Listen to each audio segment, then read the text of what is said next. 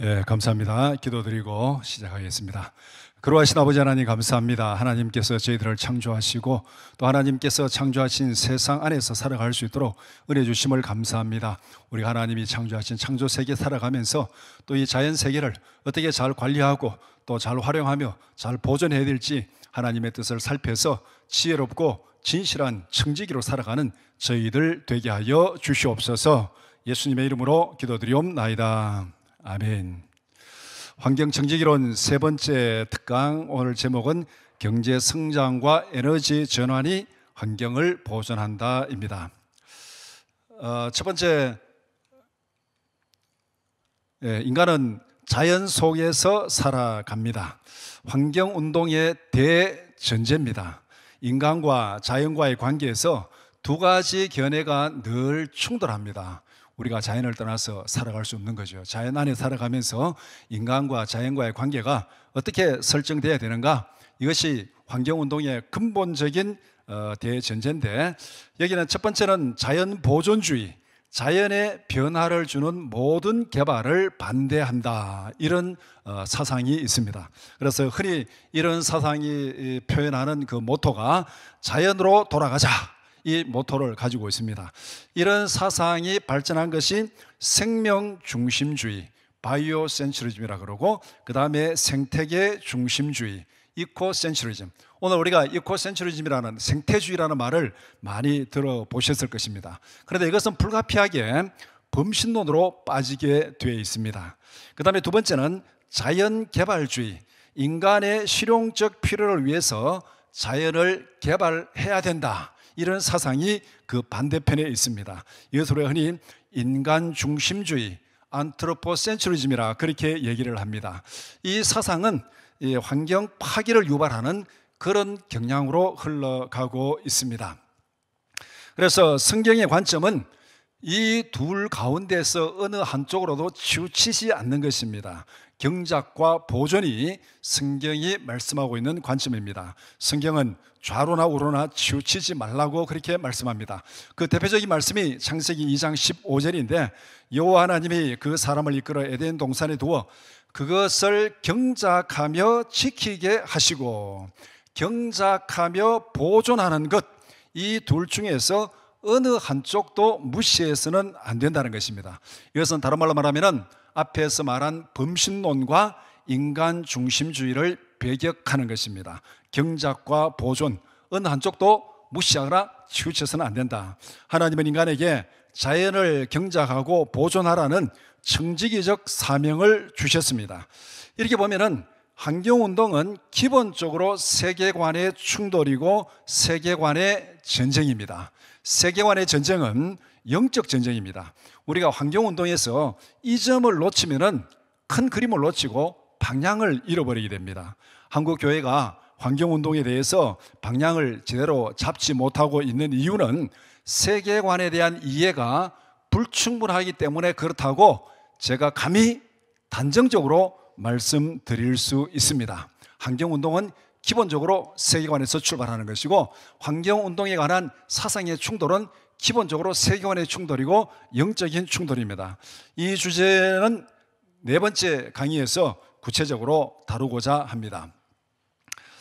기후위기론자들의 문제제기, 인간이 자연 속에서 살아가는데 여기에 대해서 이제 기후위기론자들의 문제제기가 앞에서 살펴왔듯이 1750년 산업혁명 이후 이산화탄소 배출량이 급증했다. 그런데 실제로는 1945년 이후에 급증했습니다. 그런데 이들은 이산화탄소 배출량 얘기하면서 1945년을 기준점으로 잡지 아니하고 구태여 한 200년 앞에 1750년까지 거슬러 올라갑니다.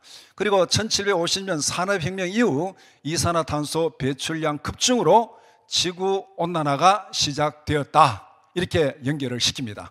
그 다음에 지구는 인간이 유발한 지구온난화로 임박한 종말에 직면해 있다. 이것이 현재 기후위기론자들이 계속 말하고 있는, 또 이렇게 이제 선전하고 이렇게 막 퍼뜨리고 있는 이런 생각입니다.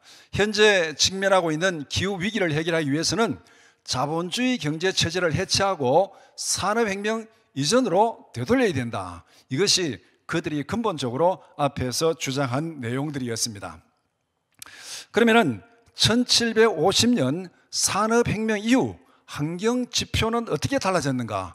우리가 이것을 한번 생각해 볼 필요가 있습니다. 산업혁명 이후에 지금 이 이산화탄소 배출이 많아지고 지구의 온도가 높아지고 그래서 지금 우리가 지구가 임박한 종말론을 맞이했다. 그러면은 지금 현재 우리가 살아가는 환경은 산업혁명 때 비교하면 엄청나게 나빠지고 사람들이 살 수 없는 그런 위기가 우리에게 와 있어야 되는 거예요. 그러면 실제로 1750년 이후 지금 현재 환경 지표가 어떻게 달라졌는가? 여러 가지를 다 비교할 수 있지만은 세 가지만 딱 비교해 보면은 여기서 답이 정확히 나옵니다. 첫 번째는 세계 인구를 비교하면은 1750년 경에는 세계 인구가 약 6억 2천만 명 정도 추론하고 있습니다. 근데 현재는 약 80억으로 증가했습니다. 이렇게 보면은 산업혁명 이후에 지금까지 세계 인구가 13배 증가했습니다. 그러면은 세계 식량 생산은 어떻게 됐는가? 산업혁명 때 약 1억 4천만 톤으로 추론하고 있습니다. 지금 현재는 약 27억 톤으로 증가했습니다. 그러면은 식량 생산량은 20배가 증가했습니다. 인구는 13배 증가했고 식량은 20배 증가했습니다. 그 다음에 세계 인구의 평균 수명을 보면은 1750년에는 약 30세 미만으로 추정을 하고 있습니다. 그런데 현재는 세계 인구의 평균 수명이 73세로 증가했습니다. 약 2.5배가 증가했습니다. 이렇게 보면은 개선된 환경 지표를 설명하는 것을 들어본 적이 있습니까? 1750년부터 지금까지 이산화탄소가 증가하고 지구 온도가 올라가고 그래서 지금 지구가 지금 임박한 종말에 다다랐다 이렇게 하면서 기후 위기론자들이 위기를 조장하는데 이 기후 위기론자들의 입에서 이렇게 1750년 이후에 지금까지 이 환경 지표가 이렇게 개선되었다, 달라졌다, 좋아졌다 이것을 한마디도 저는 들어본 적이 없습니다. 이 기술 지표들을 보면은 기술 혁신이 환경을 보존하고 삶의 질을 풍성케 했다는 결론이 가능합니다. 그럼에도 불구하고 기후 위기론자들은 객관적인 사실보다는 산업혁명을 위기의 출발로 생각하는 특정 이념의 근거에서 환경 문제를 계속 몰아가고 있습니다. 그러니까 객관적 사실을 무시하고 한쪽 면만 계속 부각시키면서 자기들이 원하는 이념으로 몰아가는 그런 인상을 지울 수가 없습니다. 사실의 왜곡이 굉장히 심각합니다. 객관적인 지표로 보면은 인류 역사상 지금처럼 풍요로웠던 시대는 과거 역사에 없었습니다. 지금 현재 이 지구 역사에서 인간이 객관적 지표로 보면은 가장 풍요로운 시대를 살아가고 있습니다. 물론 뭐 개인적으로 보면은 여러 가지 어려움도 많고 또 여러 가지 고난도 많이 있지만은 그거는 어느 시대도 다 그러했고 객관적으로 보면은 지금보다 과거에가 훨씬 더 힘들고 어려웠습니다. 지금도 어렵고 힘든 사람 많이 있지만은 객관적인 지표로 보면은 인류 역사상 지금처럼 풍요로운 시대는 없었다는 것입니다. 그러면은 환경 보존을 위한 현실적인 가설 두 개를 제시하겠습니다. 첫 번째 가설은 현재 상황에서 자연으로 돌아가는 것은 오히려 치명적인 환경 파괴를 초래한다. 기후 위기론자들, 급진적인 환경론자들, 보존주의자들은 지금도 여전히 자연으로 돌아가자, 개발하는 것은 환경을 파괴하는 것이고 자연으로 돌아가자 이것을 굉장히 강조합니다. 심지어는 기후 종말론도 우리가 지금 이 자본주의 체제를 해체하고 산업혁명 이전으로 돌아가야 된다 그렇게 강조하고 있습니다. 그래서 여기서 첫 번째 가설은 현재 상황에서 자연으로 돌아가는 것은 치명적인 환경 파괴를 초래한다. 두 번째 가설은 경제 성장과 기술 혁신을 통한 에너지 전환이 환경을 보존한다. 돌아가는 것이 아니라 우리는 미래를 향해서 나아가면서 거기에서 발생하는 여러 가지 문제들을 해결하고 극복하면서 앞으로 나아가는 그것이 바로 환경을 보존하는 것이다. 그러니까 첫 번째 가설과 두 번째 가설은 방향이 정반대입니다. 이 두 개의 가설이 실제 역사적 경험에서 어떻게 증명되었는지 살펴보고자 하는 것입니다. 환경 문제는 먼 나라 이야기가 아닙니다. 지금 여기서 우리가 경험하는 문제입니다. 환경 문제는 이상이 아니라 현실의 문제에서 출발해야 됩니다. 그러면 두 번째, 기후위기는 항상 존재한다. 기후는 항상 변합니다. 기후변화는 인간의 생존에 위협적인 현상이면 틀림이 없습니다. 지구의 기후변화는 주기에 따라서 더 심해질 때도 있고 덜 심할 때도 있습니다.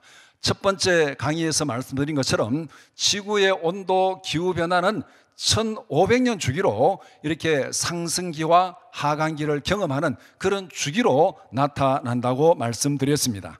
지금은 엘니뇨 현상과 라니냐 현상으로 이 지구의 어떤 그 기후 변화가 더 심각하게 나타나고 있는 그런 현실입니다. 그래서 엘니뇨 현상은 열대 동태평양의 해수면 온도가 평상시보다 0.5도 이상 상승하는 현상을 말하고 있습니다. 엘니뇨가 발생하면 서태평양에는 고기압, 동태평양에는 저기압이 형성되어서 전 세계적인 기후 패턴에 영향을 미친다. 그렇게 기후과학자들은 얘기하고 있습니다. 그 다음에 라니냐 현상은 이 엘니뇨 현상의 정반대 현상입니다. 열대 동태평양의 해수면 온도가 평상시보다 0.5도씨 이상 하강하는 현상입니다. 라니냐가 발생하면 서태평양에는 저기압이, 동태평양에는 고기압이 형성되어서 전 세계적인 기후 패턴에 영향을 미칩니다. 이것은 무엇을 말하냐면 지구의 온도가 올라가도 기후현상이 다르게 나타나고 내려가도 다르게 나타나고, 그러니까 기후는 항상 변하는 것입니다. 온도가 항상 변하는 것처럼 지구의 기후는 항상 변하는 것입니다.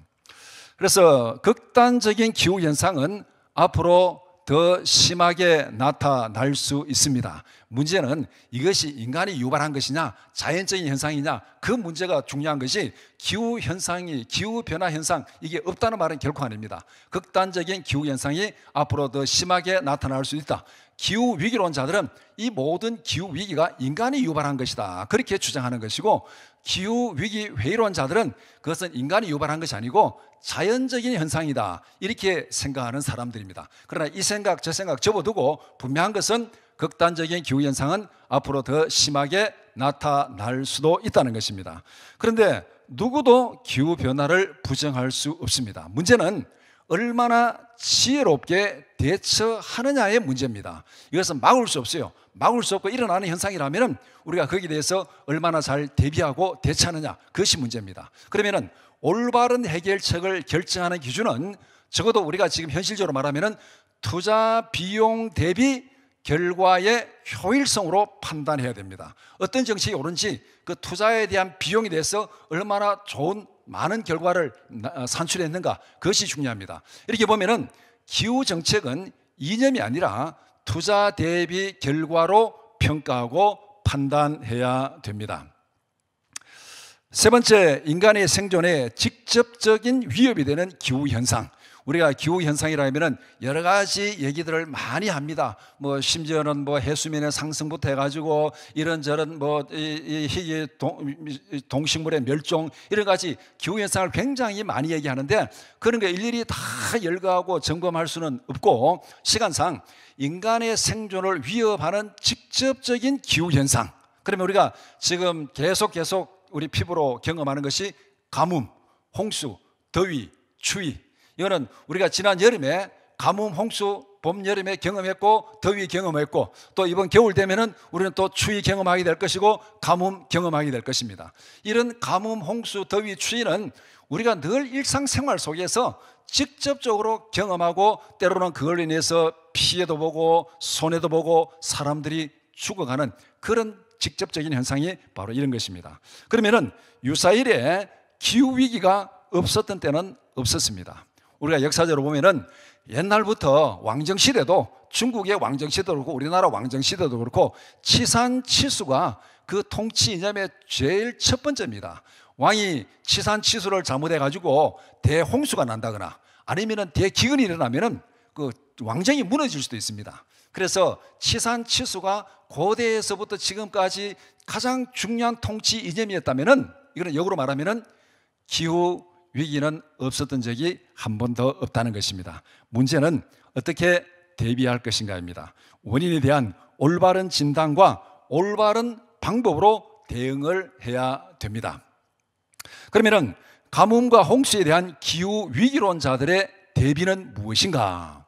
앞에서 말한 대로 기후 위기론자들은 오로지 탄소 배출량 감축입니다.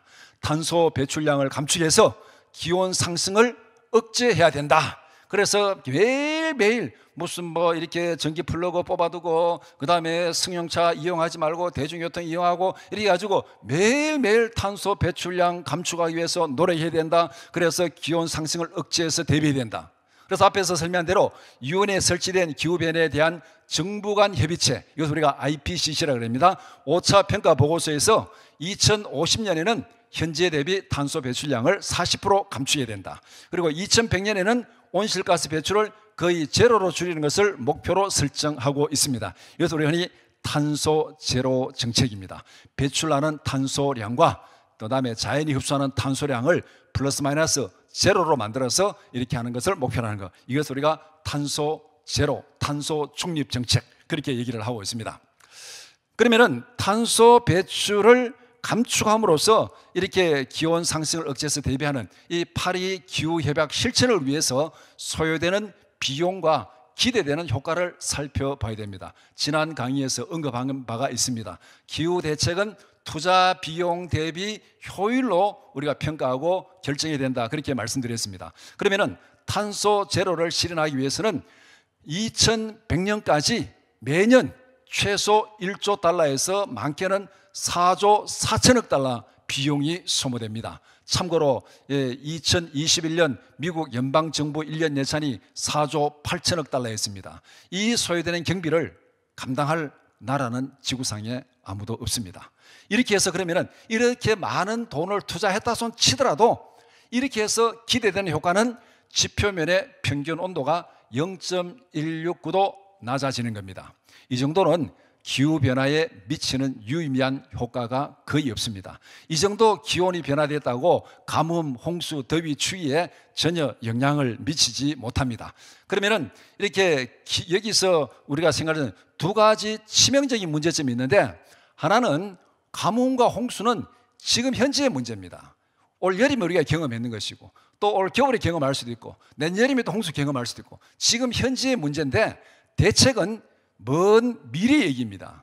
2050년 얘기고 2100년 얘기입니다. 지금 홍수가 나가지고 지금 가뭄이 나가지고 지금 더워서 추워서 사람이 죽어가는데 2100년에 효과를 기대하는 그런 정책이 무슨 의미가 있습니까? 기후 정책에 있어서. 두 번째는 막대한 재원을 투자하고도 결과는 거의 없습니다. 최악의 고비용 무호율 정책이 바로 이 기후 위기론자들이 말하고 있는 환경 정책입니다. 그러면은 일반적으로 가뭄과 홍수에 대한 일반적인 대비는 무엇입니까?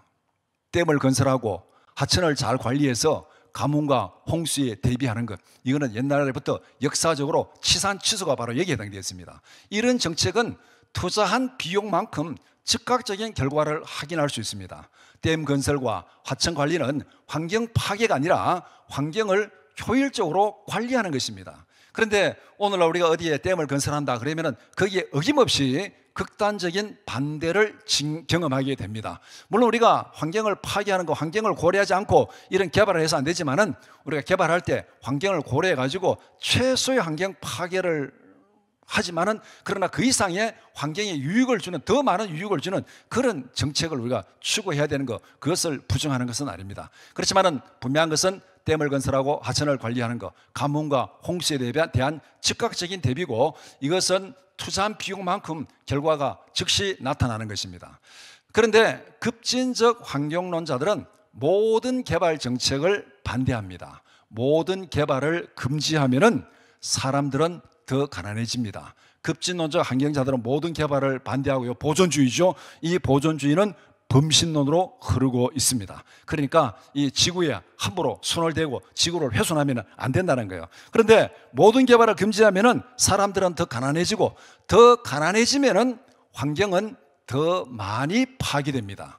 이것은 역사적으로 증명된 객관적인 사실입니다. 이 강의에서는 지나간 한 세도 동안 우리가 직접 경험한 사실들을 살펴보고자 하는 것입니다. 환경 문제는 먼 나라 이야기 아닙니다. 우리가 직접 경험한 우리의 이야기입니다. 뭐 제가 이렇게 환경에 관한 책들, 환경 보존에 관한 거, 환경 회복에 관한 이런 책들을 보니까 무슨 뭐 저 인도네시아 가서 인터뷰하고 또 아프리카 콩고 지역 가서 인터뷰하고 또 그다음 브라질 가서 인터뷰하고 그런 내용을 쭉 읽어보면서 제가 내린 결론이 뭐냐면은 거기 가서 인터뷰할 이유가 전혀 없다. 지나간 한 세대 동안 대한민국에서 내가 직접 경험한 얘기가 바로 그 얘기입니다. 그러니까 오늘 제가 이 강의에서 제시하고자 하는 증거들은 무슨 뭐 인도네시아, 뭐 콩고, 뭐 브라질 그런 얘기를 하지 않겠습니다. 우리 세대에 대한민국에서 우리가 직접 경험한 그것으로서도 충분한 증거가 되기 때문에 우리 이야기를 하고자 하는 것입니다. 그 다음에 더위와 추위로 인한 사망 통계, 이 기후위기, 기후현상, 우리에게 생명에 직접적인 위협이 되는 기후현상이 더위와 추위입니다. 그래서 이번 여름에도 굉장히 더우니까 더위로 인해서 열사병으로 인해서 죽은 사람이 얼마다, 뭐 이렇게 어디에서 몇 명이 죽었다, 이런 보도를 신문에서 본 적이 있습니다. 더위와 추위는 그만큼 우리의 생명에 직접적인 위협이 되는 현상입니다. 그런데 여기 이제 두 개의 그래프를 이렇게 제가 보여주었는데, 이 더위와 추위에 의해서 죽는 사람들의 통계를 보여주는 그래프입니다. 통계를 보면은 전 세계적으로 더워서 죽는 사람보다가 추워서 죽는 사람이 훨씬 더 많습니다. 이것도 우리 옛날에 이 역사를 보면은 사람들이 가난하고 못 먹고 못 살 때 더워서 죽은 사람보다가 추워서 얼어 죽는 사람들이 훨씬 더 많았다는 것이 우리 역사 기록에도 볼 수 있는 내용들입니다. 그러면은 앞에 있는, 위에 있는 첫 번째 그래프는 이거 온도가 올라가서 사람들이 죽는 숫자입니다. 온도가 올라가서 사람들이 죽는 숫자. 2020년대에는 26,400명이 온도가 올라가서 죽는다고 추정을 하고 통계를 내놨습니다. 그런데 아래 그래프는 기온이 떨어짐으로 인해서 죽는 사람들 숫자입니다. 그러면은 온도가 올라감으로 인해 가지고 오히려 사람이 덜 죽는 것. 그래서 2020년대에 기온이 올라가서 사람이 추워서 죽는 사람들이 온도가 올라가면 덜 죽는 거죠. 그 덜 죽는 사람들이 98,500명입니다. 그래서 더워서 죽는 사람이 26,400명. 그러면은 온도가 올라가서 추위로 인해서 죽을 사람들이 오히려 안 죽는 거죠. 그래서 덜 죽는 사람이 98,500명. 그래서 이 둘을 계산하면은 오히려 72,100명이 덜 죽습니다. 2020년도에 지구 기온이 상승하면은 72,100명이 오히려 덜 죽는다는 결과가 가능합니다. 이렇게 보면은 기온 상승이 유익하다는 겁니까? 아니면은 해롭다는 겁니까? 이 통계를 보면은 기온 상승이 결코 사람들의 죽음에 해를 끼치는 게 아니다는 거예요. 오히려 더 덜 죽게 만드는 유익하다는 것을 알 수가 있습니다. 그리고 옆에 있는 그래프 보면은 이렇게 곡선으로 밑으로 떨어진 이 그래프는 온도가 낮아지는 그래프, 온도의 그래프입니다. 그리고 막대 그래프가 이렇게 위로 올라가 있는 것은 이것은 사람이 죽는 수의 그래프입니다. 그러니까 온도가 떨어질수록 죽는 사람의 수가 많다는 거예요. 그러니까 사람이 더워서 많이 죽느냐, 추워서 많이 죽느냐, 이 그래프를 보면은 오히려 더워서 죽는 사람보다가 추워서 죽는 사람이 훨씬 더 많다는 것입니다. 그러니까 온도가 낮아지면은 죽는 사람들의 수가 많아집니다. 더위로 죽는 사람보다 추위로 죽는 사람이 많습니다. 이렇게 보면은 기온 상승은 인간에게 대단히 유익한 측면이 있다. 그렇게 결론을 내릴 수가 있습니다. 그 다음에 더위와 추위에 대한 기후 위기로 한 자들의 대비, 어떻게 대비하는가? 그러니까 더위와 추위에 대한 일단 기본적인 통계를 살펴보았습니다. 역시 이들은 탄소 배출량 감축으로 기온 상승을 억제해서 대비해야 된다. 기온이 올라가는 것을 막아서 더위로 죽는 사람을 줄여야 된다. 앞에서 살펴본 대로 2100년까지 매년 최소 1조 달러, 많게는 4조 4천억 달러 비용 투자해가지고 평균 온도는 0.169도 낮추는 데 그칩니다. 이것은 더위와 추위에 거의 영향을 미치지 못합니다. 이렇게 보면은 이 결과는 더위로 죽어가는 사람들에게 아무런 효과도 없다는 것입니다. 그런데 여기에 세 가지 치명적인 문제가 있습니다. 이 대책에. 첫 번째는 더위와 추위는 지금 현재의 문제인데 대책은 역시 먼 미래 얘기입니다. 올여름에도 사람들이 더워서 죽었어요. 아마 올겨울에도 사람들이 더 추워서 죽을 사람이 있을 겁니다. 지금 현재의 문제입니다. 그런데 탄소 배출량 감축해가지고 그 다음에 지구 온도를 어떻게 억제해서 어떻게 결과를 초론한다. 2050년, 2100년 먼 미래 이 세대와는 관계없는 얘기를 하고 있는 것이죠. 그 다음에 두 번째는 앞에서 말한 대로 막대한 재원을 투자하고 결과는 거의 없는 최악의 고비용 무효율 정책입니다. 앞의 내용과 똑같지만 세 번째, 그러면 기온 상승을 억제해서 대응한다면 추워서 죽는 사람은 어떻게 할 것입니까? 앞에서 통계를 본 대로 사람이 더워서 죽는 사람보다 추워서 죽는 사람이 더 많다고 분명히 통계가 우리에게 보여주고 있습니다. 그러면 온도가 올라가는 것을 억제해가지고 더워서 죽는 사람의 수를 줄였습니다. 그러면 온도가 오히려 올라가지 않으면 해서 추워서 죽는 사람의 숫자는 더 늘어난다는 거예요. 그러면 이 추워서 죽는 사람들에 대해서는 어떻게 할 건가? 이 문제에 대해서 우리가 또 분명히 살펴봐야 됩니다. 그러니까 어떤 정책이든 간에 우리는 양면을 다 봐야 됩니다. 우리가 살아가는 이 세상에는 좋은 점이 있으면 거기는 분명히 부작용도 따라옵니다. 밝은 면이 있으면 어두운 면도 분명히 따라옵니다. 그렇기 때문에 이 양쪽을 다 봐야 되는데 지금 기후 위기론자들은 한쪽은 완전히 무시하고 한쪽만 지금 계속 바라보고 강조하고 있습니다. 그 다음에 이 더위와 추위에 대한 일반적인 대비, 일반적으로는 에너지 공급과 주거 환경을 개선함으로써 대응합니다. 더위와 추위에 취약한 주거 환경을 개선합니다. 에너지를 저렴한 가격으로 공급해서 냉난방 시설을 확충합니다. 이렇게 하면은 투자 대비 즉각적인 결과를 얻을 수가 있습니다. 그 다음에 기후 위기를 극복하려면은 경제 성장이 필수적입니다. 앞에서 이 에너지를 저렴하게 공급해 가지고 이 모든 그 냉난방 잘하게 하고 그 다음에 이렇게 주거 환경을 개선하는 것, 이것이 바로 이 기후 위기, 이 추위와 더위에 대한 대응이라면은 가난하면은 생존을 위협하는 기후에 효과적으로 대응할 수가 없습니다. 우리가 가난하면은 이 가뭄, 홍수, 더위, 추위에 대응할 수 있는 적응력이 훨씬 떨어집니다. 이런 것들은 우리 모두가 경험하는 위협적인 기후현상입니다. 그런데 가난한 사람들이 기후위기에 훨씬 더 취약합니다. 홍수가 났다, 가뭄이 들었다, 더웠다, 추웠다, 누가 더 많은 피해를 보고 누가 더 많은 사람들이 죽어가겠습니까? 부자들은 여기에 대해서 거의 영향을 받지 않습니다. 그런데 가난한 사람은 가난할수록 여기에 직접적인 영향을 더 많이 받습니다. 이 원칙은 개인적으로나 국가적으로나 동일하게 적용됩니다. 부자 나라, 부강한 나라는 이런 현상에 대해서 영향을 덜 받습니다. 그러나 가난한 나라들은 여기에 대해서 직접적으로 영향을 받게 됩니다. 그 다음에 환경위기를 극복하는 경험적 원칙, 개발의 억제가 아니라 경제 성장이 환경 문제를 해결한다. 이것이 우리가 지난 이 역사, 인류 역사 살아오면서 경험적으로 터득한 원칙입니다. 왜냐하면 사람은 자기 배가 불러야 환경을 돌아봅니다. 왜 그러냐면 먹이 사슬의 최상위 포식자가 인간입니다. 이거는 부정할 수 없잖아요. 우리가 식물부터 해가지고 동물 쭉 피라미드형 먹이 사슬이 있는데 그 먹이 사슬의 최상위 포식자가 인간입니다. 그래서 타락한 세상에서는 이것을 결코 부정할 수 없는 현실입니다. 인간이 먹고 살만해야 환경을 돌아봅니다. 그래서 우리 옛날 속담에 금강산도 식후경이다 이런 말이 있습니다. 배가 고프면은 거기에는 아무것도 통하지 않습니다. 배가 불러야 환경도 있고 또 속된 말로 정치도 경제잖아요. 그 옛날에 미국에서 대통령 선거할 때 이 경제가 문제야 이 바보야. 이게 이제 이 미국에서 대통령 선거 정치 구호가 된 적이 있습니다. 바보야, 경제가 문제야.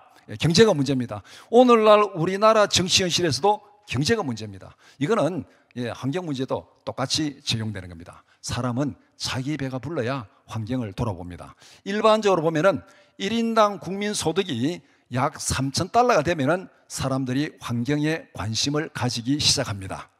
한국에서 환경운동은 1980년대부터 시작이 되었습니다. 그 이전까지는 환경운동이 없었어요. 그렇다고 환경을 무시한 것도 아니지만은 한국에서 공식적으로 환경운동 단체가 생기고 환경운동을 시작한 것은 1980년대 초반입니다. 이렇게 보면은 대충 이 국민소득과 이 환경운동이 어느 정도 이게 연관관계가 있다는 거 우리가 충분히 미루어 짐작할 수 있습니다.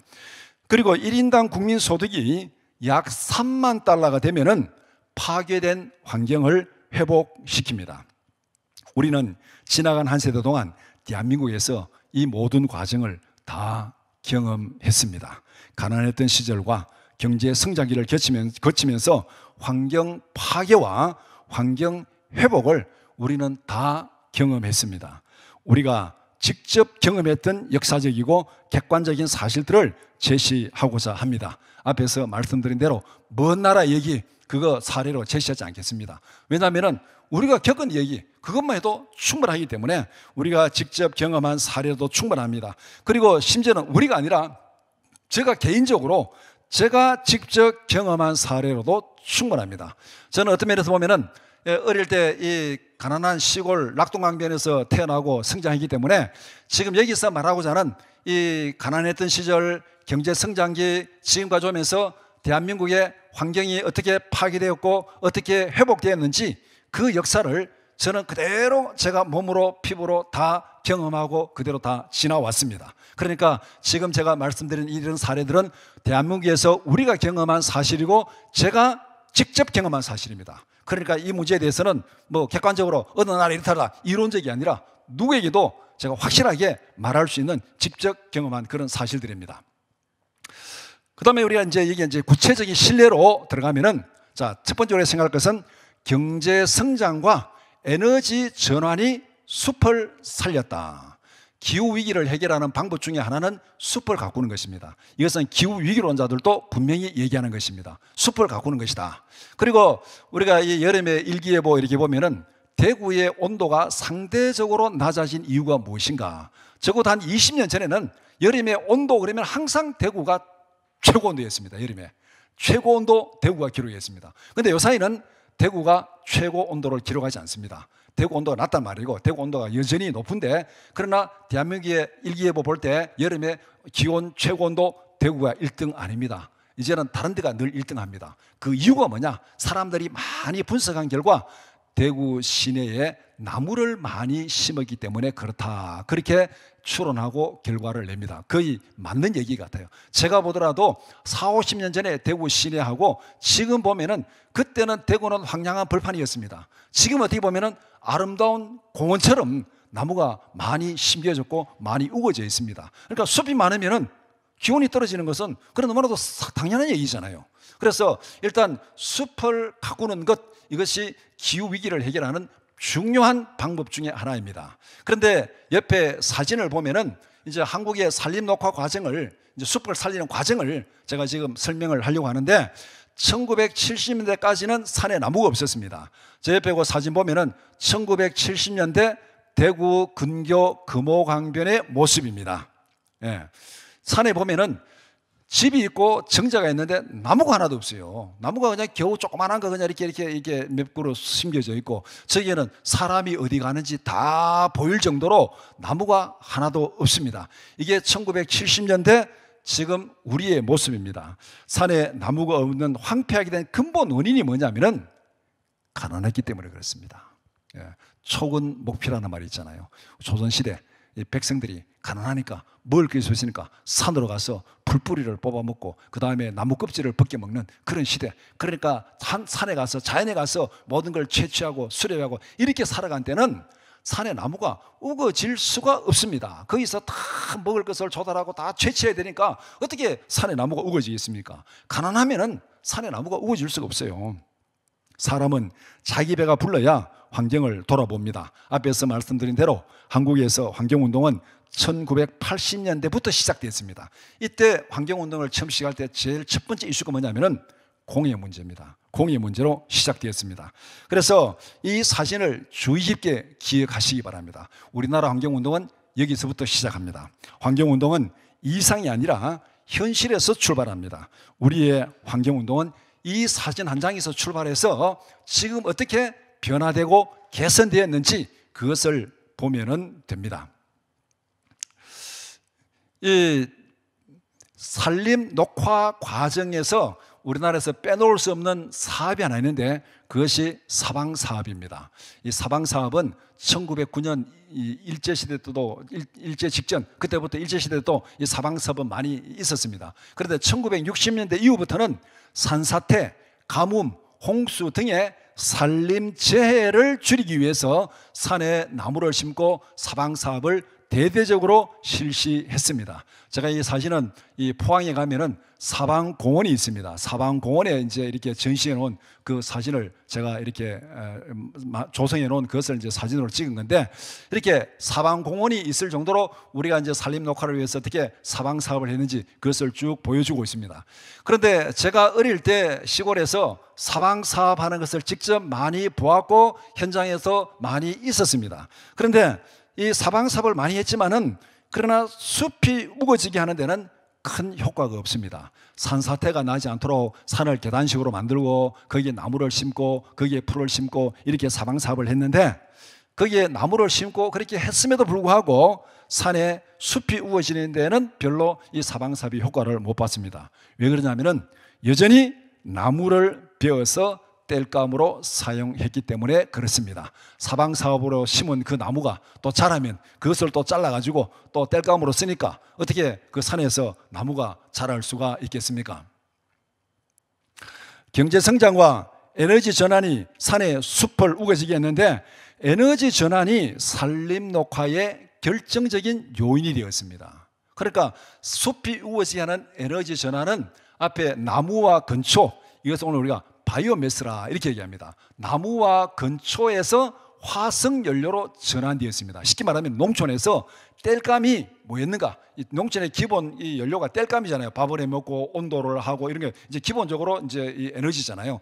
이 에너지를 어디에서 조달했냐면은 나무와 건초를 통해서 이 밥을 하고 그 다음에 온도를 하고 온도를 높이고 난방을 하고 이렇게 했습니다. 그러니까 이 바이오매스에서 화석연료로 에너지 전환이 산의 숲을 우거지게 하는 결정적인 요인이 되었다는 겁니다. 그래서 산림 녹화의 과정에서 이 에너지 전환의 과정을 보면은 처음에는 나무로 바이오매스로 이 모든 에너지를 공급했습니다. 그 다음에 이 새마을 운동하면서 지붕 개량을 합니다. 농촌에 지붕 개량하면서 어떤 효과가 나타나냐면은 볏짚이 땔감으로 사용됩니다. 지붕 개량 효과를 통해서 잉여 볏짚이 많아지고 그 볏짚이 땔감으로 되니까 산에 나무를 그만큼 많이 걷어오지 않아도 됩니다. 그 다음에 연탄이 보급되고 석유가 보급되고 가스가 보급되고 그 다음에 전기로 전환되고 이렇게 해서 산에서 땔감을 채취할 때는 산에 나무가 자랄 수가 없었습니다. 산에 가서 풀을 베우고 나무를 잘라오고 그래도 땔감이 부족하니까 제 어릴 때 기억에 사람들이 풀뿌리까지 다 벗겨가지고 말려가지고 땔감으로서는 그것을 본 적이 있습니다. 그러니까 그 산에 어떻게 나무가 자랄 수가 있겠습니까? 새마을 사업이라는 으로 지붕 개량 사업이 산림 녹화의 출발점이었고 연탄과 석유와 가스의 보급으로 산에 숲이 우거지게 되었습니다. 간단히 얘기하면은 에너지 전환이 숲을 우거지게 만들었다. 화석 에너지를 사용하지 않고 지금도 바이오매스를 땔감으로 사용한다면 어떻게 되겠습니까? 앞에서 1970년대 사진을 보면은 그 모습 그대로입니다. 지금도 만약에 이 화석 에너지를 전기를 사용하지 않고 나무를 땔감으로 사용한다면은 아마 70년대 사진에 있던 그 모습으로 돌아가는 거 아마 대한민국이 5년 안에 10년 안에 그 모습으로 다시 돌아갈 것입니다. 그래서 경제 성장과 에너지 전환이 벌거숭이 산을 울창한 숲으로 가꾸었다. 사진 두 장을 딱 제가 대비를 시켜놨습니다. 1970년대 생활 주변에서 보았던 산의 모습, 앞에 위에 첫 번째 사진입니다. 앞에서 제일 먼저 보여준 사진, 1970년대 대구 근교 금호강변의 모습. 이 사진의 모습은 제가 어릴 때 생활 주변에서 보았던 산 모습 그대로입니다. 다 이런 산이었어요. 정말로 민둥산, 벌거숭이산 어디에 가도 사람이 걸어가는 거, 소가 걸어가는 거, 산에 소가 있는 거 밑에서 다 볼 수 있을 정도로 벌거숭이 산이었습니다. 그런데 2020년대 생활 주변에서 보고 있는 우리의 산의 모습은 어떤 모습이냐? 밑에 사진입니다. 이 두 사진을 보면은 정확하게 같은 지점입니다. 위에 그 사진에 정자가 하나 있죠. 그 정자가 있고 그 아래 사진에 정자가 하나 있습니다. 정확하게 그 지점의 사진, 그러니까 1970년대 요 지점의 모습, 그리고 2020년대 이 동일한 지점의 모습이 이렇게 달라져 있습니다. 그러면은 2020년대 보면 달라진 모습이 숲이 울창하게 우거졌습니다. 그리고 그 주위에 아파트가 보입니다. 아파트가 보이는데, 이 말은 다른 말로 말하면은 이 주위에 사람들은 훨씬 더 많아졌다는 겁니다. 예전에는 아파트 구경도 못했어요. 그런데 지금은 고층 아파트들이 이 주위에 다 있습니다. 아파트 단지가 조성되었습니다. 그런데 숲이 더 파괴되었습니까? 숲이 더 우거졌습니까? 숲이 훨씬 더 울창하게 우거져 있습니다. 이것은 역으로 말하면은 개발이 반드시 환경을 파괴하는 것은 아니다. 만약에 개발이 환경을 파괴하기 때문에 개발을 금지해야 된다, 그것이 맞다면은 이렇게 아파트가 들어오고 사람들이 많아지면은 이 산은 더 벌거숭이가 되어야 됩니다. 그런데 지금 사진에 보는 대로 40, 50년 전과 지금을 비교하면은 이 산이 얼마나 울창하게 우거졌는지를 보게 됩니다. 개발을 무조건 금지하는 것은 오히려 심각한 환경 파괴를 초래한다. 이 가설이 이 사진 두 장으로 충분히 입증될 수 있습니다. 이 경제 성장과 에너지 전환의 숲을 보존한다. 지금 다시 자연으로 돌아간다면 어떻게 되겠습니까? 자연으로 돌아가자. 자연으로 돌아가자. 예, 이런 화석연료 쓰지 말고 자연으로 돌아가자.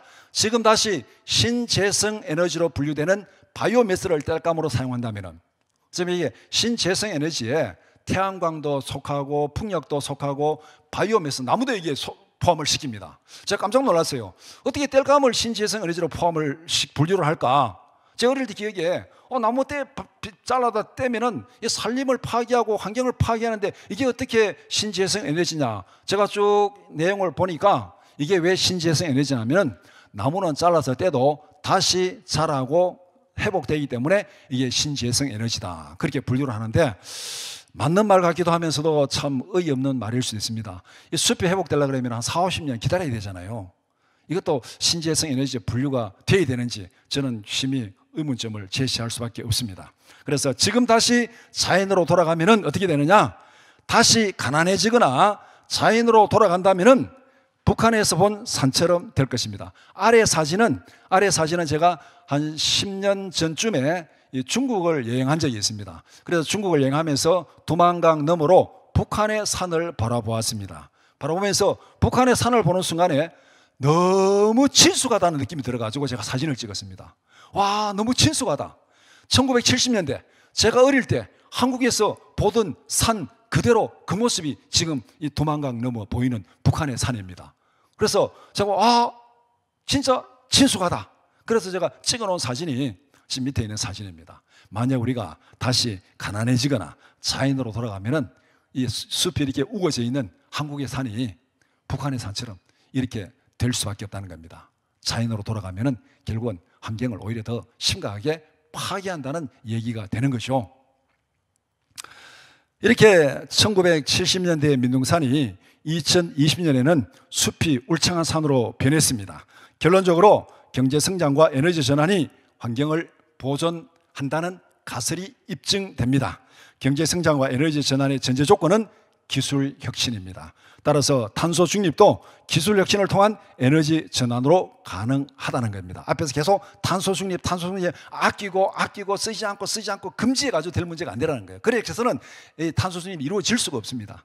이 산에 나무가 울창하게 우거지게 하기 위해서는 사람들 보고 나무 베지 마라, 나무 잘라오지 말라. 제 어릴 때 기억에 산림청에서 이 나무 단속하러, 혹시 나무 잘라와가지고 땔감으로 쓰는 사람 없는지 시골에 나무 단속하러 나온 사람들이 많이 있었어요. 저는 그거 봤습니다. 그 면에서 나왔대. 어릴 때는 면에서 공무원인지 산림청에 나온 공무원인지 모르지만은 하여간 나와가지고 이 나무 잘라가지고 떼는 사람들 없는가 단속하기 위해서 많이 나왔어요. 아무리 단속해도 산의 나무가 자라질 않습니다.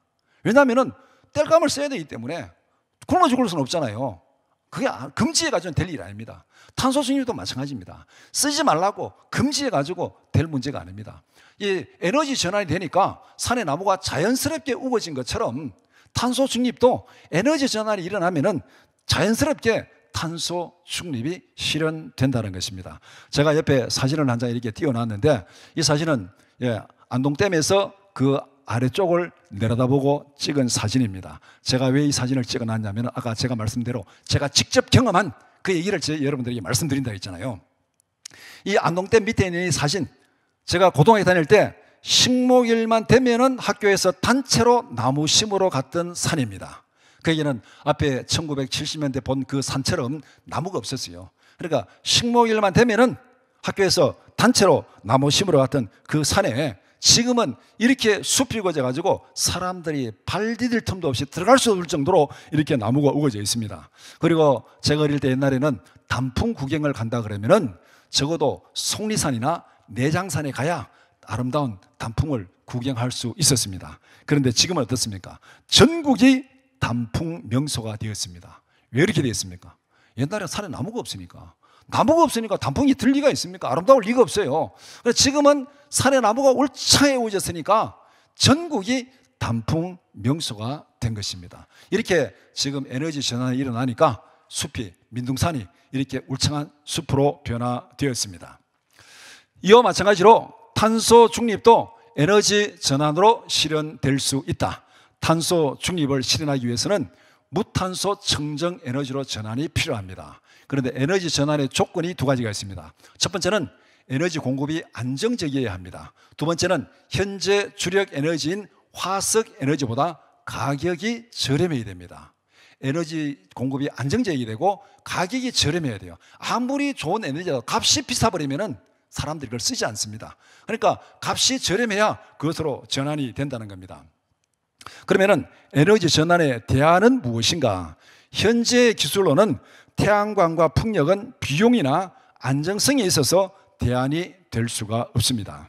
첫 번째는 신재생 에너지는 값이 너무 비쌉니다.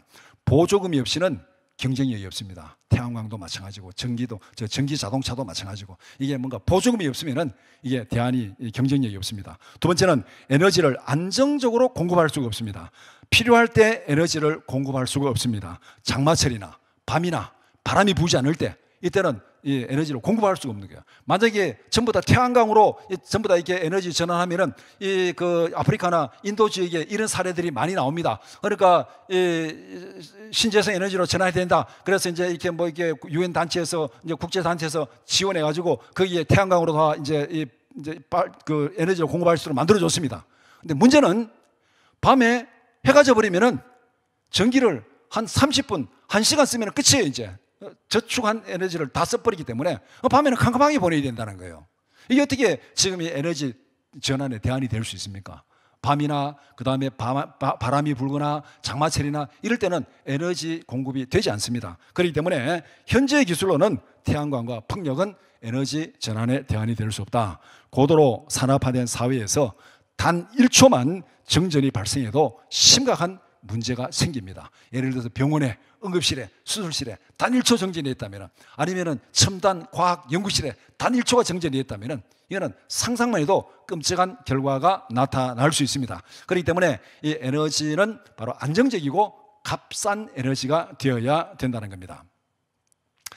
그래서 현재로서는 원자력 기술 혁신과 수소 에너지가 무탄소 에너지를 안정적으로 공급할 수 있는 현실적인 대안으로 기대됩니다.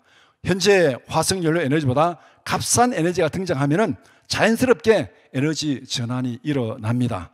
태양광과 풍력은 비용이나 안정성에 있어서 에너지 전환의 대안이 될 수 없습니다. 잠재적 대안으로 부상한 것이 원자력과 수소 에너지입니다. 물론 저는 원자력 전문가도 아니고 에너지 공학자도 아닙니다. 제가 찾고 검토해본 자료에서 이런 대안들을 제시하고 있기 때문에 저는 제가 찾은 그 자료들을 지금 여기에 보여주는, 제시하는 그런 수준입니다. 제가 여기 전문가가 아니기 때문에 이렇게 된다 저렇게 된다 구체적으로 말씀드릴 수 없지만은, 그러나 우리가 일반적으로 이런 것들이 앞으로 기술 혁신을 통한 에너지 전환의 대안이라고 그렇게 얘기를 하고 있습니다. 실제로 원자력 에너지가 도입됨으로 인해서 값싼 전기를 편리하게 사용하게 되었습니다. 우리가 살아온 역사적 과정을 보면은 우리가 에어컨을 다 사용하고 있잖아요. 예전에는 에어컨 사용하지 못했습니다. 에어컨 쓸 전기도 없었습니다. 1970년대 올 쇼크 오니까 전기를 아끼기 위해서 무슨 외등 쓰지 말라, 그 다음 간판 네온 사인 다 꺼라 하여가지고 에너지 절약 운동 강력하게 펼친 그런 적이 있습니다. 그런데 지금은 오히려 문 열어놓고 에어컨 튼다고, 서울의 명동에 무슨 가게마다 문 열어놓고 에어컨 튼다고 신문에 그냥 그렇게 하지 말라고 그렇게 이제 보도 나오는 거 많이 봤습니다. 지하철의 각종 이동수단 조명 광고, 도로와 공원의 야간 조명. 지금 가면은 한강변에 공원에 밤에 불이 환하게 켜져 있잖아요. 옛날 같으면 이거 상상도 못한 일입니다.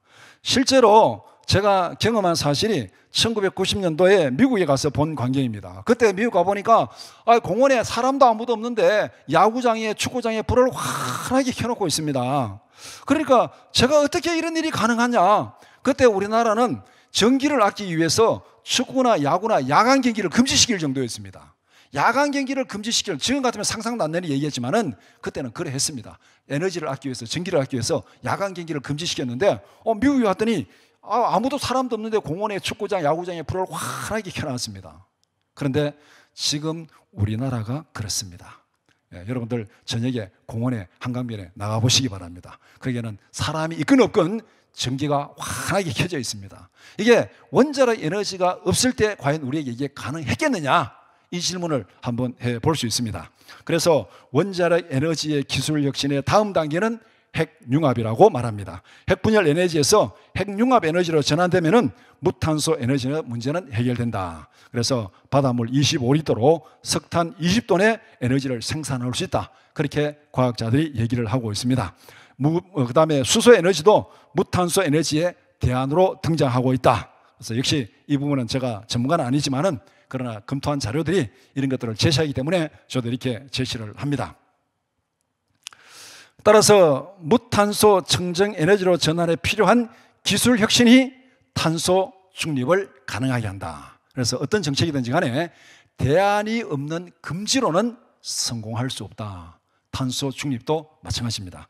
2020년 코로나 팬데믹 때보다 더 강력한 봉쇄 정책을 2100년까지 지속적으로 시행해도 탄소 중립은 달성하기 어렵습니다. 이거는 불가능하다는 얘기입니다. 무탄소 청정 에너지로 전환이 없이 에너지 절약을 통해서 탄소 중립은 실현 불가능합니다. 결과적으로 무탄소 에너지로 전환이 탄소 중립을 가능하게 한다. 그 다음에 세 번째 생각할 것이 경제 성장이 가뭄과 홍수를 극복했다. 가뭄과 홍수, 더위, 추위, 이 앞에서 우리가 말한 직접적인 우리에게 위협을 주는 그런 기후변화잖아요. 기후변화 현상이잖아요. 경제개발 5개년 계획을 우리가 생각할 수 있는데 경제개발 5개년 계획은 1962년부터 1996년까지 총 7차에 걸쳐서 한국에서 시행되었습니다. 이 시기에 한국은 빠른 속도로 경제 성장을 이루고 있습니다. 그래서 경제개발 5개년 계획 중에 여러 개의 댐을 건설해서 가뭄과 홍수를 극복했습니다. 소양강댐이 건설됐고, 안동댐이 건설됐고, 충주댐이 건설됐고, 이마댐이 건설됐고, 그 이외에도 대청댐을 비롯한 여러 댐들이 이 시기에 건설되었습니다. 그래서 저의 경험으로 낙동강 유역의 홍수와 가뭄은 안동댐과 이마댐의 건설로 완전히 극복이 되었습니다. 1970년대까지는 낙동강 유역의 홍수는 피할 수 없는 연례 행사였습니다. 이거는 제가 어릴 때 직접 경험한 것이니까 장마만 치면은 낙동강이 범람해가지고 농토가 다 침수되고 이거는 막을 수도 없고 피할 수도 없고 매년 똑같은 사건이 반복되지만은 사람들이 이것을 어떻게 피할 수가 없었습니다. 매년 의뢰이 그런 것으로 연례 행사로 겪었습니다. 그런데 1976년에 안동댐이 준공되고 1992년에 이마댐이 건설됨으로 인해서 제가 살았던 낙동강 유역의 홍수 걱정은 완전히 사라졌습니다. 그리고 댐 건설로 농업 용수를 안정적으로 공급해서 농촌의 가뭄도 완전히 사라졌습니다. 그래서 옆에 사진 제가 2004년도에 제가 추석 때 고향에 가서 찍은 사진입니다. 그게 보면은 이 사진 중간에 이렇게 콘크리트처럼 무슨 교각처럼 보이는 그 그림이 있는데 이것이 바로 농업 용수가 지나가는 용수로입니다. 댐에서 물을 끌어다가 안정적으로 이 농업 용수를 이렇게 공급하니까 저 농업 용수가 이제 이렇게 이 콘크리트 다리로 해가지고 지나가니까 그 농업 용수 아래에 있는 땅은 가뭄 걱정 없이 농사를 짓게 된 것입니다. 예전에는 여기에 비가 조금 오지 않으면은 이렇게 농사를 지을 수 없는 곳이었습니다. 그러니까 댐이 건설됨으로 인해서 홍수도 사라지고 댐이 건설됨으로 인해서 농사 짓는데 가뭄도 사라졌다는 것입니다. 그리고 최근에 2024년 10월 18일, 불과 지난달이죠. 지난달에 신문에 어떤 분석 기사를 제가 본 적이 봤습니다. 그래서 댐 건설이 무산되어서 가뭄과 홍수 피해를 입은 지역 해가지고 환경단체 지역민 반대로 무산된 주요 댐, 적성댐, 섬진강 유역에 있는 거 1990년, 2001년도에 댐 건설이 추진되었습니다. 그런데 환경단체 지역민 반대로 이 댐 건설이 무산됐습니다. 그래서 2020년에 여름에 홍수를 겪었고 2024년 봄에 가뭄의 피해를 입었다. 그 다음에 영월댐, 남한강 유역입니다. 1992년에 댐 건설이 추진되었는데 역시 이것이 무산되었습니다. 그래서 2002년, 2006년, 2020년, 2023년 홍수 피해를 입었다. 그 다음에 장전댐, 남한강 유역입니다. 2012년에 댐 건설이 추진되었는데 역시 환경단체 지역민 반대로 댐 건설이 무산됐습니다. 그래서 2002년, 2006년, 2020년, 2023년 홍수 피해를 입었다. 그렇게 이렇게 분석 기사를 써놓은 것을 보았습니다. 가뭄과 홍수와 같은 기후 재난에 대비하는 효과적인 정책이 무엇인지 여기에서 분명해집니다.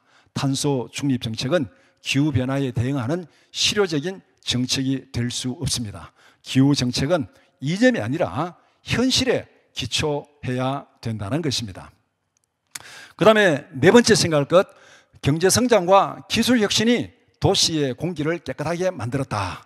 일단 위에 도표를 제가 보여줬는데 도표 밑에 설명 보면 1970년대는 도시에서 생활에 불편을 느낄 정도로 심각한 매연을 경험했습니다. 제가 실제로 경험한 거. 눈이 따가울 정도로 또 두통이 생기고 좀 이렇게 좀 심하면은 구토 증상이 발생할 정도로 이렇게 도시의 매연이 심각했습니다. 그러니까 자동차 매연이 엄청나게 많이 나온 거예요. 근데 제가 지금 이 기억을 더듬어 보니까 이 1970년대 이전에 한국의 자동차 대부분은 미국에서 거의 폐차 수준의 차를 가져와다가 그것을 우리가 사용을 했으니까 매연이 얼마나 심각하겠습니까? 요사이 지금 우리나라 이렇게 중고차 폐차 수준에 있는 것들이 저 뭐 이렇게 이 옛날 소련 연방 지역이라든가 아니면 동남으로 수출되는 그런 모습을 생각하면은 우리가 충분히 이해할 수 있습니다. 1970년대는 미국에서 중고차를 수입해다가 사용하니까 매연이 심각했으니까 이게 정말 생활 속에서 피부로 느끼는 굉장히 아주 매연이 심각했습니다. 그래서 정부와 지자체는 대기 오염 방지 시설을 설치하고 대기 환경 개선을 위해서 다양한 정책을 추진했습니다. 그래서 자동차의 폭증에도 불구하고 1980년대와 비교하면은 현재 도시의 대기 환경은 크게 개선되었습니다. 그러니까 이 한국의 1980년도에 환경운동의 출발점이 앞에서 제가 공해 문제로 출발했다 그랬잖아요. 그러니까 이 공해가 우리에게 얼마나 피부로 와닿는 이 문제였는지 바로 환경운동의 첫 출발이 공해 문제입니다. 그러니까 이 공해 문제가 문제라면은 이제 그 기후 위기론자들이 취하는 정책으로 말하면은 공해를 유발하는 주 요인이 자동차니까 자동차를 없애라, 자동차를 줄여라. 그래서 공해가 발생하지 않도록 해야 된다. 이렇게 하는 것이 기후 위기론자들이 지금 이 탄소 중립 정책을 취할 때 취하는 정책과 같습니다. 그런데 1970년대와 비교해 가지고 지금 한국의 자동차가 어떻게 달라졌습니까? 도표에 1980년대 자동차 등록 대수입니다. 전국적으로 보면은 2020년 대비하면은 1823%가 증가했습니다. 18배가 증가했다는 거예요. 서울은 1980년 대비 2020년에 22배가 증가했습니다. 부산은 22배가 증가했습니다. 대구는 15배가 증가했습니다. 인천은 17배가 증가했습니다. 이렇게 자동차가 폭증했음에도 불구하고 1980년대 대비해 가지고 지금 도시의 환경은, 대기 환경은 크게 개선되었다는 겁니다. 그러면은 자동차를 줄여야 되는 거죠. 환경 문제, 대기 문제를 해결하려고 그러면은. 그런데 이 자동차는 폭발적으로 증가했습니다. 그럼에도 불구하고 도시의 이 공기는 훨씬 더 맑아지고 지금 우리가 도시에서 살아가면서 막 눈이 따갑거나 두통을 느끼거나 이럴 정도의 공해를 느끼지 않습니다. 물론 대기 오염의 냄새는 우리가 약간 맡을 수 있지만은, 우리가 막 옛날처럼 눈이 따갑고 두통이 생기고 뭐 이렇게 뭐 예를 들면은 중국의 베이징에 하도 공기가 나빠가지고 뭐 올림픽 때 되면은 그 아주 막 이렇게 이 연료도 제대로 못 쓰게 하고 막 그런 정책을 취하는 그런 단계는 우리가 아니잖아요. 그래서 2020년 기준 한국의 도시 대기질은 세계보건기구의 권고 기준을 충족시키고 있습니다. 경제 성장과 기술 혁신이 없이 이런 결과가 가능했겠습니까? 자동차는 폭발적으로 증가했는데 왜 대기의 질은 더 좋아졌습니까? 바로 여기에는 경제 성장과 기술 혁신이 있었기 때문에 그 모든 대기 오염 문제를 기술로서 해결했다는 얘기가 되는 것입니다. 그 다음에 다섯 번째, 경제 성장과 기술 혁신이 강과 하천의 수질을 개선했습니다.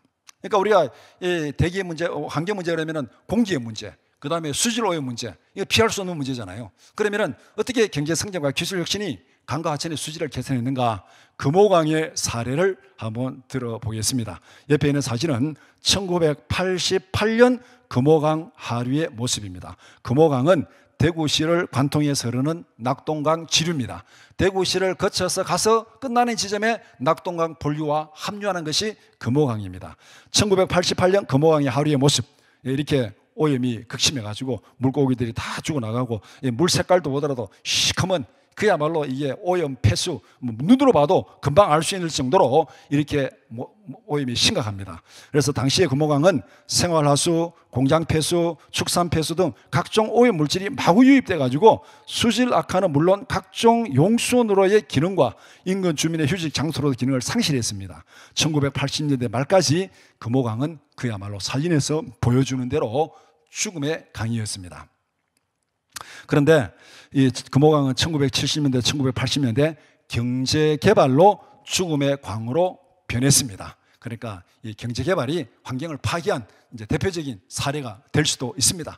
옛날에 이 경제개발 이전에 금호강은 그렇지 않았습니다. 이 금호강 이름이요, 이 금자가 이 거문고 금자라 쓰는 거. 그만큼 이 갈대가 많이 우거져 가지고 바람이 불면은 갈대가 서서히 이렇게 부닥치면서 나는 소리가 거문고 소리 같다 해가지고 이렇게 금호강이라는 이름이 붙여졌답니다. 이렇게 보면은 금호강이 옛날에 얼마나 아름답고 청정지역이었는지를 보여주는 이름에서 보여주는데 70년대, 80년대 경제개발로 이 강이 죽음의 강으로 변했습니다. 대구 섬유염색공단의 폐수로 인해서 죽음의 강이 되었습니다.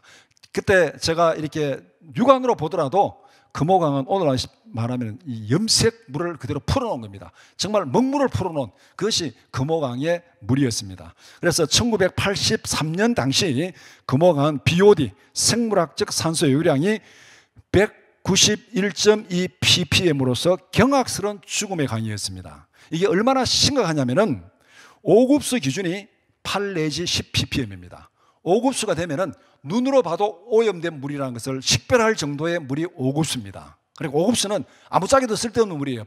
오염돼가지고. 그것이 8 내지 10 ppm인데 금호강은 191 ppm입니다. 여기 되면은 막 한 20배 정도, 20배 정도도 5급수보다도 더 20배 정도 오염된 거. 그리고 세계적으로 가장 더럽기로 악명 높은 강이 인도의 겐지스 강입니다. 그 겐지스 강의 BOD 농도가 50 ppm입니다. 이걸 보면은 1980년 3년도 당시에 금호강이 얼마나 오염됐는지 191 ppm. 그러니까 겐지스 강보다도 3배나 더 오염된 정말 죽음의 강이었습니다.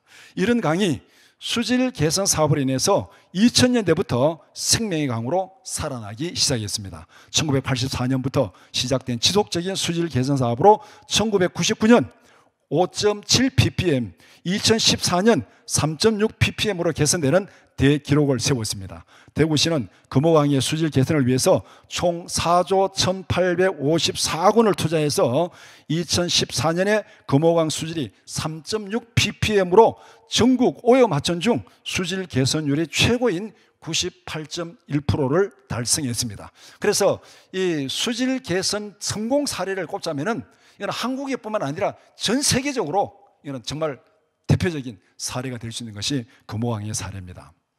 지금은 계절에 따라서 수많은 철새들이 날아들고 1급수의 물에서 산다는 수달이 서식하는 생명의 강으로 거듭났습니다. 옆에 있는 두 장의 사진은 2020년대 금호강의 모습입니다. 대구시는 죽음의 강으로 변했던 금호강을 살리기 위해서 지속적으로 노력했습니다. 그 결과 지금은 외가리, 논병아리 등등등 이런 철새들이 날아올 뿐만 아니라 수달이 서식할 정도로 깨끗한 하천으로 변화되었습니다.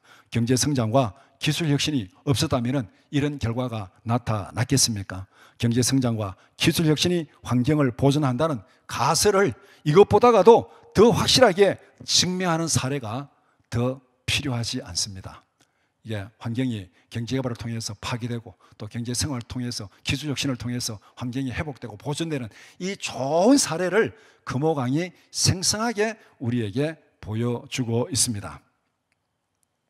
그 다음에 여섯 번째 생각할 것이 경제성장과 기술혁신이 파괴된 환경을 재생시켰다.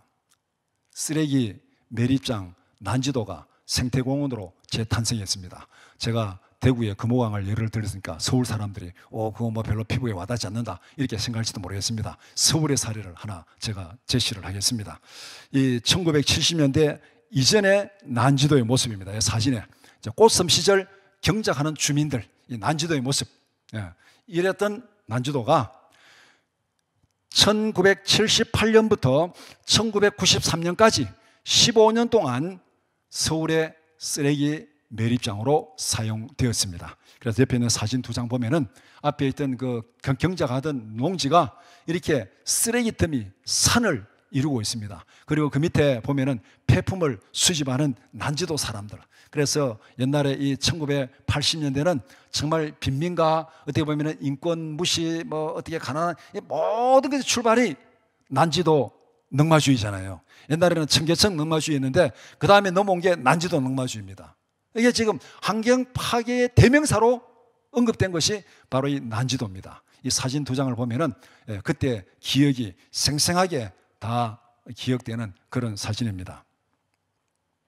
이런 난지도가 1997년에 2002년 한일 월드컵 개최를 계기로 난지도에 월드컵 전용 경기장을 건설하고 거대한 생태 공원을 조성하기로 결정했습니다. 그 계획으로 이제 위에 있는 사진은 월드컵 경기장과 생태 공원의 조감도입니다. 그 다음에 밑에 사진은 월드컵 공원에 조성된 생태 습지입니다. 자, 이 생태 습지를 보면은 쓰레기 매립장이 이렇게 달라졌는가? 누가 상상하겠습니까? 설명하지 않으면은 사진을 대비하자면 아무도 상상하지 못할 정도로 이렇게 환경이 회복되었습니다. 이곳이 쓰레기 매립장이었다는 것을 누가 기억이나 하겠습니까? 월드컵 공원에 조성된 이런 생태습지 사진만 보면은 와 이게 무슨 뭐 이 자연 속에 저 외지 농촌에 정말 아름다운 생태공원 그걸 지금 연상하는 이것이 옛날에 이 쓰레기 매립장으로 황폐화되었던 불과 20, 30년 전에 쓰레기 매립장이었던 그곳이 이렇게 새로운 환경으로 재생되었습니다. 그래서 이 난지도의 어제와 오늘의 모습 사진 3장 제일 위에 있는 것이 난지도의 과거의 모습 그 다음에 중간에 있는 것이 난지도 공원 조성 후의 모습 제일 밑에 있는 사진이 난지도의 현재 모습입니다. 경제 성장과 기술 혁신이 파괴된 환경을 재생시켰다 이렇게 결론을 낼 수 있습니다. 그러니까 경제 성장과 기술 혁신이 환경을 보존한다는 가설이 또다시 확실하게 증거되는 사례가 바로 난지도의 역사에서 우리는 볼 수가 있습니다. 그리고 이 난지도 금호강뿐만 아니라 우리가 전국 어디를 가더라도 공원, 산책로, 꽃길이 잘 조성되어 있습니다. 가난했던 시절에는 환경을 돌아볼 여유가 없습니다. 이런 사진을 보면은 경제 성장이 없었다면은 이런 일이 어떻게 가능했겠습니까? 얼마나 이 공원이 아름답게 조성되어 있고 숲이 울창하게 우거져가지고 이 단풍이 이렇게 아름답게 물들이고 있습니까? 이게 아까 제가 보여줬던 낙동강변의 안동댐 밑에 식목일만 되면은 단체로 나무 심으러 갔던 그 산이 이렇게 변화되었습니다. 경제성이 없었다면 어떻게 이런 일이 가능했겠습니까? 그리고 가난했던 시절에는 환경을 돌아볼 여유가 없었습니다. 제가 옆에 사진을 보여주는데 이게 1970년대 대구 근교의 사진과 비교해 보시기 바랍니다. 제일 앞에 우리가 보여줬던 사진 그 지역 금호강변, 거기도 금호강변, 여기도 금호강변에서 찍은 사진입니다. 이 넓은 땅에 이 많은 코스모스는 누가 갖고 왔을까? 자, 이 코스모스 보고 딱 질문을 두 개 던졌습니다. 이 넓은 땅에, 옛날 우리 가난할 때는 이 넓은 땅에 꽃을 심을 여유가 없었어요. 모라도 한 포기 더 심어야 되고 보리라도 한 포기 더 심어야지 어떻게 여기에 꽃을 심을 수 있는가? 제가 어릴 때는 땅에 기근을 느끼던 시절이었습니다. 농촌에서 가난해가지고 뭐 한 포기라도 더 심을 땅을 찾기 위해서 사람들, 농부들이 땅을 찾기 위해 그냥 막 진짜 헤매고 있던 그런 시절에 어떻게 이 넓은 땅에 곡식이 아닌 꽃을 심을 수 있는가? 가난했던 시절에는 상상도 못하던 시절입니다. 그리고 이 많은 코스모스는 누가 갖고 왔을까? 지자체에서, 구청에서, 시에서 용역을 줘가지고 사람들이 갖고 왔겠죠. 그런데 제가 어릴 때, 초등학교 다닐 때 국도에, 학교 앞에 있는 국도에 코스모스 꽃길을 가꾼다고 비포장 국도에 4학년, 5학년, 6학년 이 초등학생들이 가가지고 그 먼지 펄펄 나는데 코스모스를 심고 그 코스모스를 가꾸기 위해서 집에 있는 비료를 한 움큼 가져와가지고 주고 또 말라 죽는다고 그때 고무신 신고 다니면서 고무신 벗어가지고 논에 있는 물을 떠다가 거기에 코스모스에 물을 주고 그렇게 이 비포장 도로가에 코스모스 길을 가꾼 기억이 있습니다. 거기에 비하면은 지금은 천지개벽이 된 것입니다. 그리고 이 강변의 산에는 숲이 고져 있습니다. 금호강변 산이에요. 숲이 고져 있습니다. 경제성장과 기술혁신이 없었다면 이것이 가능했겠습니까? 결론적으로 정리하면 경제성장을 통한 기술혁신과 에너지 전환이 환경을 보존한다. 벌거숭이 산을 숲으로 가꾸는 것도 경제성장과 에너지 전환이 뒷받침되어야 했습니다. 강에 댐을 건설해서 홍수와 가뭄을 대비하는 것도 경제성장이 뒷받침되어야 했습니다. 자동차와 산업시설의 폭증에도 불구하고 오염된 공기와 물을 깨끗하게 하는 것도 경제성장과 기술혁신이 뒷받침되어야 했습니다. 공원을 조성하고 쓰레기로 버려진 땅을 생태공원으로 재생시키는 것도 경제성장과 에너지 전환이 뒷받침될 때 가능했습니다. 마찬가지로 탄소 중립도 기술혁신과 에너지 전환이 뒷받침되어야 가능하다는 결론이 충분히 성립이 되는 것입니다. 환경 문제를 해결함에 있어서 경제 발전과 기술 혁신은 빼놓을 수가 없습니다. 값싸고 풍부한 에너지 공급이 환경을 보존하고 삶의 질을 높였습니다. 밤중에 도로와 공원에 전기 조명을 환하게 켜놓을 수 있게 된 것도 경제 성장과 에너지 전환 때문에 가능한 거예요. 지금 우리나라 이 치안이 얼마나 잘 유지되고 있습니까? 전 세계에서 이 대한민국만큼 밤에 마음 놓고 걸어 다닐 수 있는 나라가 세계 몇 나라 안 됩니다. 그만큼 우리는 치안이 잘 유지되어 있습니다. 그리고 가는 곳마다 밤에도 등불을 외등을 환하게 켜놔가지고 그만큼 안전하게 된 거, 이것도 경제 성장과 에너지 전환이 아니면은 이거 불가능한 일입니다. 원자력 에너지가 없었다면 이런 일이 우리에게 가능했겠습니까? 과학적인 방법은 가설을 경험적으로 증명하는 것입니다. 과학이 무엇입니까? 가설을 세워놓고 그 가설을 실험적으로 경험으로 증명되면 그것이 정설이 되는 거예요. 그러면 경험적으로 증명된 사들, 앞에서 제가 두 개의 가설을 세웠잖아요. 지금 현재 상태에서 자연으로 돌아가는 것은 오히려 환경 파괴를 초래한다. 그리고 경제성장과 기술혁신이 환경을 보존한다. 이 두 가지 가설을 세웠습니다. 이 두 가지 가설이 어떻게 증명되었습니까? 벌거숭이 산을 숲으로 가꾸는 것도 경제성장과 에너지 전환이 뒷받침되어야 했습니다.